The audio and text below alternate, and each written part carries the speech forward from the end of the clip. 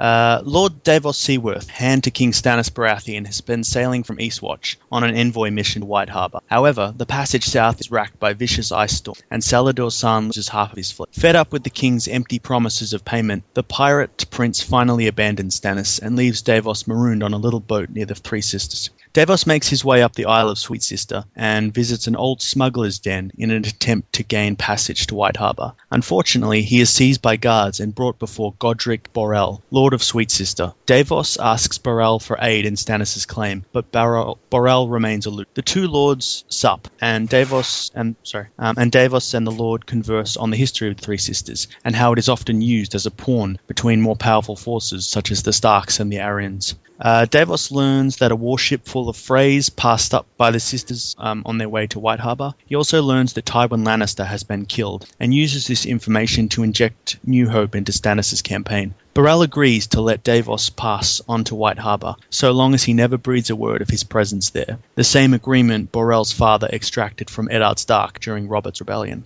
Davos finally arrives in White Harbour and sets out to learn as much information as he can regarding recent events and clues to where Lord Manderley's current allegiance lie. He observes no Stark banners, but no Lannister banners either, until he spies the warship Borrell had alluded to, Lionstar. The city has been fortified and armed, and Davos learns that Manderley has been taking in small folk from the war, recruiting soldiers as he goes. He hears very little pleasantries directed at the Freys or Boltons, but also no mentions of Stannis. Finally, he makes his presence known to the Merling's court and requests an audience with its lord. After a fortnight of being detained, Davos is finally admitted to Lord Manderley's court.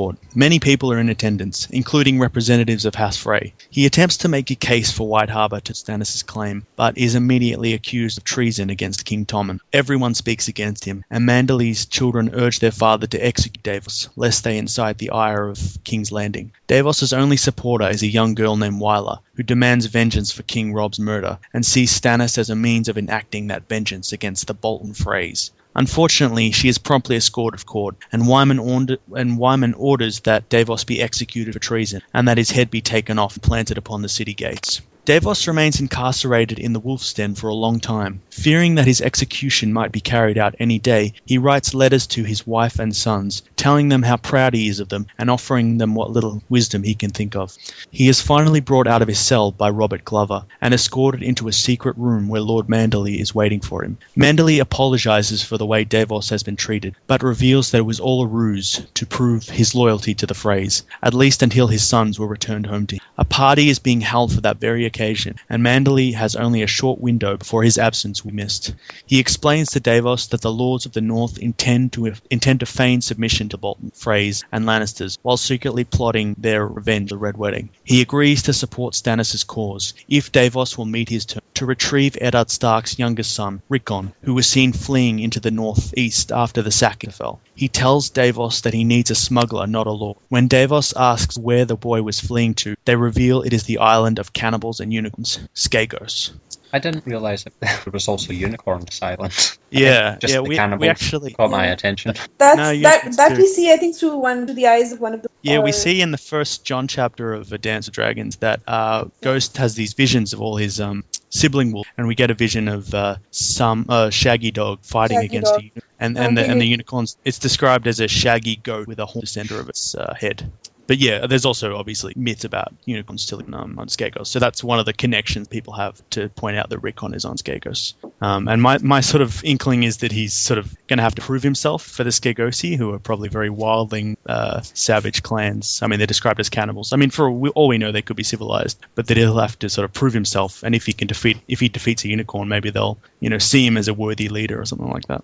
Or it could be that cannibalism and the unicorns are they're symbols for something else, that they're not what they seem to be, and that when Davos gets there, he's going to find it to be a very different place from what everyone thinks it is. That's true, yeah. Well, one of the themes I think we see in Davos' second chapter is how rumor is just constantly twisting facts around, and he sits in a tavern and hears all the news of the world, and because we sort of have the benefit of the reader, we hear all these stories, and they all have like a kernel of truth, but they're just kind of wildly exaggerated exaggerated Exactly. tales. Yeah, so it might have a kernel of truth, and then maybe it did exist sometime in their history, but maybe it's, as you say, representative of something else. I'm sort of wondering whether they'll be supportive of the Starks or sort of against the Starks. I mean, we do hear from the history of the Starks. You mean the Skagosi? The Skagos rose up in rebellion against the Starks 100 years ago. So I'm wondering if, like the Ironborn, they still harbour some bad thoughts about the Starks, or whether they actually are sort of supportive or loyal to the Starks. I guess we'll see. But they still count as the Starks bannermen, right? Well, yeah, in name, I guess. But I think maybe they're just fighting service. I think there's very little back and forth between the Starks and the Skagosi. I think it's only But there was a pretty recent war, I think, like 100 years. Yeah, 100 years ago. There's a rebellion. Yeah, I think we might see it in the next Duncan season of that war. Yeah, and in the overall timeline we're dealing with, 100 years isn't very long, considering that a lot of the history here about it's going back 4,000, 6,000, 8,000 years. So basically, it's just yesterday. Yeah, so I'm wondering if those wounds are still fresh. If Ned Stark had lived longer, we would have, we could have heard about him. But I'm assuming the children don't know a lot about that rebellion. No, I mean there was a theory that one of Ned Stark's forefathers grandmothers was Skagos, or his mom, because we never actually have found out who his mom was. Because I've also heard the theory that his mom, grandmother, I think one of his grandmothers was a Flynn. We don't know the rest. Yeah, but maybe as way of re-sowing their alliance with the Skagosi, maybe they had a marriage pact or something. But that's speculation. But I think the other big takeaway for the Davos chapters is the revelation of Manderley being this secret badass. Yeah, that was great. I actually loved Villa Manderley, her very staunch defense of the Stark. And it's interesting that, the younger girls, like Lyanna Mormont sent a very assertive message to Stannis when he asked for troops. And now it's Villa Manderley. So I'm thinking, maybe they have a crush on Robb Stark. That's why they're so... I mean, when you compare Robb Stark with Stannis, any teenage girl is going to go Robb's way, right? Well, I think it is this entrenched loyalty that they feel to the Starks, that the Starks have been their lords and their kings for thousands and thousands of years, that their loyalty is to no one else and but the they've been Starks. good lords. I mean, especially recently. I mean, Ned Stark has been a very, a decent lord for them, and they don't... Why would they change that? Yeah, and the way the Boltons are historically very cruel, and they flay people and they torture them. So I'm assuming nobody wants them. Yeah, and also I was going to say that the way that the Starks fell from power was so violent and traumatic that not only were they good lords, but also just the way that they were lost is, I think, it's so horrible that of course the people would feel the way they feel. I thought it was sort of interesting that with the daughter there who was very insistent about the way she felt about the Starks, that maybe she just wasn't on board with the sort of mummers farce that the Manderleys were perpetrating at the time, and that they were that was part of it. Yeah, there was part of it. It would have been too scripted. It would have looked too scripted if everyone had been on one side. There has to be an argument to make it look more realistic. Yeah, the way Lord Manderley frames it to Davos is that both his granddaughters playing a part, one being fine to phrase, and another one being friendly towards the one who's engaged to it. I'm not sure what the point of it is, whether, as you say, it was to show that there is a little bit of discontent, because no discontent seems suspicious, or whether he is trying to sow these seeds of rebellion into through very implicitous means by using a child rather than But the thing is, the entire Manderley family are on show all the time, because I think their Maester is a Lannister by birth, I think. They're probably, conscious of what they're saying, what they're doing all the time. So I'm assuming that either Villa has not been told about anything, because she's quite young, so the elder one could be playing a part, but could the younger one be trusted to hold her tongue all the time? I think that's what, maybe, I'm not sure. The way he says it to Davos is they were both playing a part. He says, did you see Wyla? I was so proud of her, played her part so well. So I don't know, maybe he just let her run, maybe he let her run loose, or he said, all right, I want you to show how much you love the Starks, no matter what anyone else says. And I think the more I think about it, it is kind of this great way of spreading these seeds of discontent Frey by using a child. It's a great way, because on the surface, the Lord's Court is with the Lannisters and Freys, but by using a child that nobody will support, he's kind of sending these messages to the court that a lot of people probably agree with, that the way the Starks were dealt with, the way they were betrayed, and the way the Freys did things, that a lot of people are going to disagree with. Yeah, well, whatever case, it's just really showing the sheer amount of subterfuge that's happening in the North among the people who are still loyal to the Starks. I mean, because we were led to believe that their forces were just wiped out, and then we have the wonderful "The North Remembers" scene where the plot thickens yet again. Again that idea that that the first 3 books were one sort of not self-contained story, but one story, the War of the Five Kings, and now we're moving into the aftermath, the next conflict. So I think that's sort of being set up right now in a lot of different ways. Yeah, I love whenever we got those moments of enduring Stark loyalty, like when Lady Mormont, what was her name? Was it Lyanna Mormont? Yeah. She sends that message to Stannis saying, Lyanna Mormont, yeah. We know no king but the king in the North whose name is Stark. And then we see it with the Mandalese and obviously the Asher Villa Mandalese' entire speech is amazing. It's like somebody wrote it down for her. Yeah, it's so good. I love it. It's just it makes you want to punch your fist in the and Asher mentions the Wyman Mandel's line, Davos, the North remembers Lord Davos, the North remembers, and this mama's fast is almost done. That's an amazing line. Yeah, so good. They're down but not out. And you get this, like after book 3, you feel so sort of drained after what happens to the Stark. The fact that this undercurrent of loyalty and love for the Starks is still simmering, even though they are almost dead, almost completely extinct as a house. This love just kind of bursts through these pockets in the North, and it completely coincides with what you're feeling. There was actually this one line that I came across in Theon's chapters, which I never, gave any attention for. But Theon says winter is coming, and one of the wildling women, she gets really offended. She says, "You have no right to say Lord Eddard's words." Ooh. And which is strange, which is coming from a wildling, and I'm assuming the Wilds would hate the Starks. Well, I think they hate the Night's Watch, definitely, and they probably hate the Starks after a fashion as their kneelers. But I think there is this begrudging respect for the Starks that you see with the wildlings, because they have one line about Benjen Stark. We put our children to sleep. Saying that they'll come if you don't go to sleep.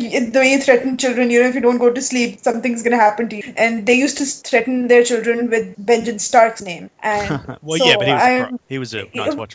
Well, yeah, but they've had a number of wars in which the King Beyond the Wall has taken when they sort of try to cross the wall. It's always the Starks that come and stop. So they've also fought side by side. I mean, I think the King for in the Knights, North against the Knights King, so they fought same side. Yeah, that was a long time thing, and that was probably 8,000 years ago. I don't know, 8,000 years ago, or I don't know, 1,000 years ago, maybe. But I think there is recognition that the Starks are a house to exactly, and they should be the ones ruling the North. Yeah. Also, you got that from Osha. I was just gonna say, way back in Game of Thrones with Osha and her strain. How quickly she becomes loyal to the family, and at first, you think it's because they spared her life and were relatively nice to her. But then it especially in the TV show, you get this sense that Osha, she just knows things that other people don't, and there is this begrudging, well, not even begrudging, but there's this respect. The fact that she calls Bran Little Lord, and it doesn't seem ironic at all when she says it.